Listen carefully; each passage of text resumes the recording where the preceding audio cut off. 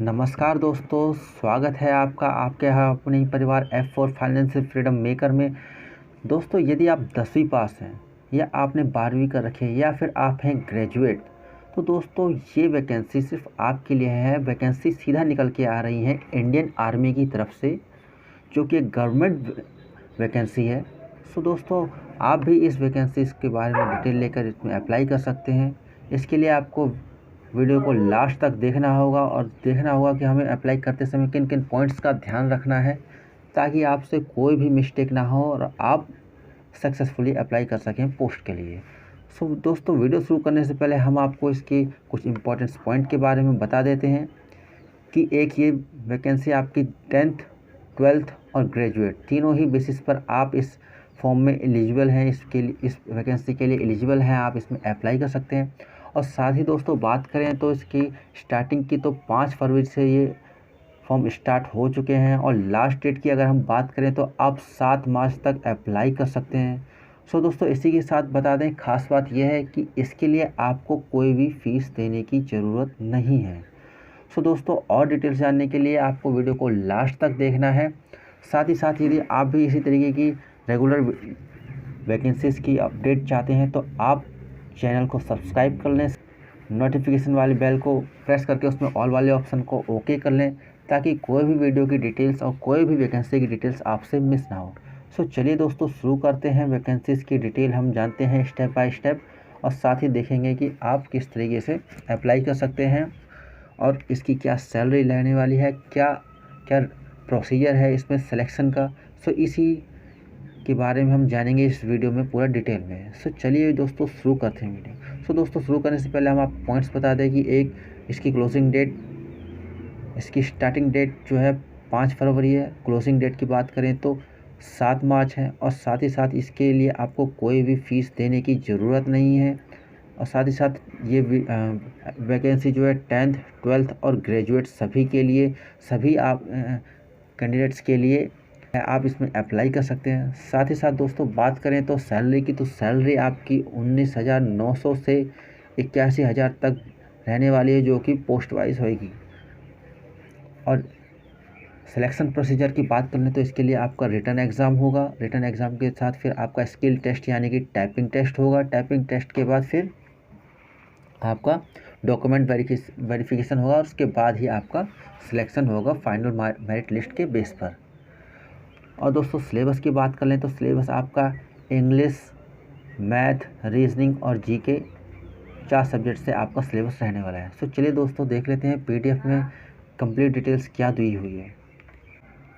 So friends, आप देख रहे हैं कि हमने पीडीएफ डाउनलोड कर ली है, जिसमें डिटेल्स हम देखेंगे स्टेप बाय स्टेप क्या क्या दिया हुआ है। सो फ्रेंड्स, यदि आप स्टेनो की पोस्ट के लिए अप्लाई कर रहे हैं, जिसमें 2 वैकेंसी दी हुई है इन्होंने, और उसके लेवल 4 ऑफ 7th CPS के अकॉर्डिंग आपकी सैलरी जो है वो 25,500 से 81,1100 plus allowance as per rules भी आपको मिलेगा। अब एज की बात कर लें तो इसकी एज आपकी 18 से 25 रहने वाली है स्टेनोग्राफर की वैकेंसीज के लिए, और एज रिलैक्सेशन भी इसमें दिया हुआ है। और बात कर लें क्वालिफ़िकेशन की, तो क्वालिफ़िकेशन आपकी 12th पास होनी चाहिए। साथ में आपकी स्किल टेस्ट जो कि स्टेनो राइटिंग की मांगते हैं, वो इसमें मेंशन की हुई है। सो आगे हम बात कर लेते हैं लोअर डिवीज़न क्लर्क की। तो लोअर डिवीज़न की 13 वैकेंसीज हैं टोटल, और जिसमें ये पोस्ट कैटेगरी वाइज ये डिटेल्स दी हुई हैं। साथ ही आप यहाँ पर आप अपनी सैलरी देख सकते हैं, और सैलरी के साथ आपके 18 से 25 एज है, और इसमें 12th पास चाहिए। साथ ही साथ वर्ड टाइपिंग स्पीड आपकी इंग्लिश में 35 वर्ड्स पर मिनट इन इंग्लिश और 30 वर्ड्स पर मिनट इन हिंदी, ये आपकी टाइपिंग स्पीड होनी चाहिए कंप्यूटर पे। सो चलिए आगे देख लेते हैं इन्होंने क्या दिया हुआ है पीडीएफ में, ताकि हम इस भर्ती को अप्लाई करते समय उन पॉइंट्स का हम ध्यान रख सकें। सो चलिए, टेली क्लर्क की अगर हम बात कर लें, टेली क्लर्क की पोस्ट के लिए अगर आप अप्लाई करते हैं तो इसमें टोटल 10 पोस्ट है, जिसमें कैटेगरी वाइज डिटेल्स ये आप चेक कर सकते हैं, और ये आपका जो है सैलरी का है। सो अब हम देख लेते हैं कि इसमें क्वालिफ़िकेशन की डिटेल्स क्या दी हुई हैं। सो फ्रेंड्स, इसके लिए आपकी 10वीं पास होनी चाहिए, साथ में desirable 3 years experience in shipping work का भी आपके पास होना चाहिए। सो और डिटेल्स आप ये चेक कर सकते हैं। साथ ही साथ इसी तरीके से इन्होंने कुक की डिटेल्स भी दी हुई हैं। कुक की पोस्ट के लिए आपके अप्लाई करते समय किन पॉइंट्स का ध्यान रखना चाहिए, आप 10वीं पास होनी चाहिए, और साथ में आपके पास उसकी नॉलेज भी होनी चाहिए कुकिंग की। सो चलिए आगे देख लेते हैं और क्या है। एमटीएस का दिया हुआ है जिसमें सफाई वाले की पोस्ट है, असिस्टेंट अकाउंटेंट। असिस्टेंट अकाउंट के लिए आप देखेंगे तो आपको बीकॉम आपकी होनी चाहिए, अकाउंट वर्क में आपकी ट्रेनिंग भी होनी चाहिए, साथ में आपके पास जो 3 साल का experience in shipping and custom work में आपका होना चाहिए, और ये डिज़ायरेबल है, ज़रूरी नहीं कि आपके पास होना ही होना चाहिए। सो चलिए आगे देख लेते हैं और क्या डिटेल्स दिए हैं। इसी तरीके से आप ये 1 बाय 1 सभी वैकेंसीज़ की डिटेल्स जिसके लिए आप अप्लाई करना चाहते हैं उन पोस्ट के बारे में, तो आप ये डिटेल्स चेक कर सकते हैं। सो चलिए आगे देख लेते हैं कि हमें और क्या क्या डिटेल्स दी हुई हैं। सो दोस्तों एज रिलैक्सेशन की बात कर लें तो SC/ST वालों के लिए 5 ईयर्स का, OBC के लिए 3 years, 10 years, 13 years, 15 years, step by step ये सारी 1 बाय 1 ये आप ये चेक कर सकते हैं, PDF में डिटेल्स दी हुई हैं। सो अगर हम विद एज रिलैक्सेशन की अगर हम बात कर लें तो आप एटलीस्ट 45 ईयर्स तक जो है आपकी एज है तो आप अप्लाई कर सकते हैं विद एज रिलैक्सेशन, और एज़ पर रूल्स आप ये इसमें चेक कर ही सकते हैं। सो चलिए आगे देख लेते हैं कि और क्या क्या दिया हुआ है हमें।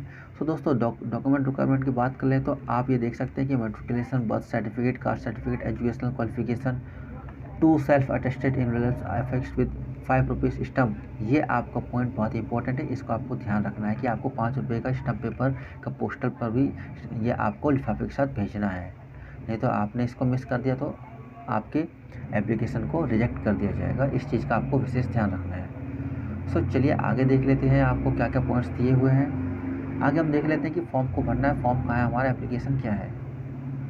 सो चलिए देख लेते हैं हम फटाफट। सो फ्रेंड्स एप्लीकेशन की बात कर लें तो ये है आपका एप्लीकेशन फॉर्मेट जो आपको फिलअप करके इनके दिए हुए एड्रेस पर सेंड करना है। सो देख लेते हैं, इसमें आपको अपनी सेल्फ अटेस्टेड फ़ोटो लगानी है, self attested passport size colour photograph. उसके बाद आप यहाँ मेंशन करेंगे कि आप किस पोस्ट के लिए अप्लाई कर रहे हैं, और आप अपना नेम लिखेंगे ब्लॉक लेटर्स यानी कि बड़े अक्षरों में, कैपिटल वर्ड्स में।